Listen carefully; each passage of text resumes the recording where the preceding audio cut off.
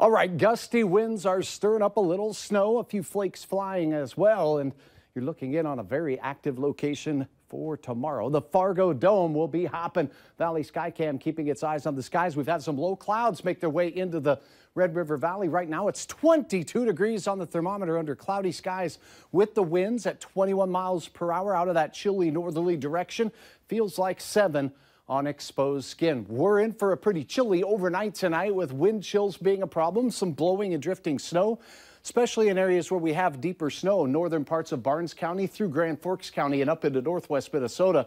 We'll see that blowing and drifting. Temperatures there are in the teens, 16 Baudette, 18 Bemidji. In Lakes Country, we have a pair of 19s in Becker and Ottertail County, holding on to nearly 30 degrees, though, in the Gwinner area at this hour. Still a heavy bank of clouds in central North Dakota, and here's what we're keeping our eyes on. A batch of some light snow, and some of this snow is getting kicked up by those very gusty winds as well. But again, some very light snow, inconsequential amounts of snow are expected from this batch of activity. That cold north wind has dove all the way to the south. Now, last night we showed you snow taking place in Mexico.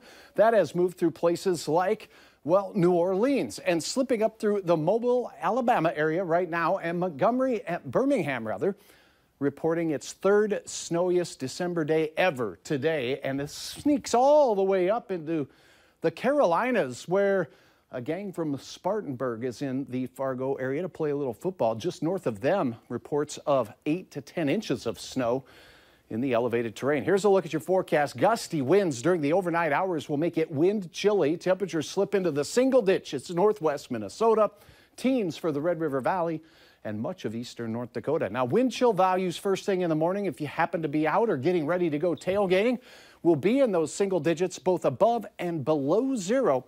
And please remember, if you're traveling, that those roads may have a fresh layer of ice because that blowing snow attaches itself to those road surfaces and becomes quite icy. By the midday hours, the wind starts to decrease and conditions will improve, particularly in the southern counties. Still more clouds and sun up north. As we'll see teens and 20s in the midday hour, the warmest locations will be down to the south where we'll have a shot at a 30-degree reading or two.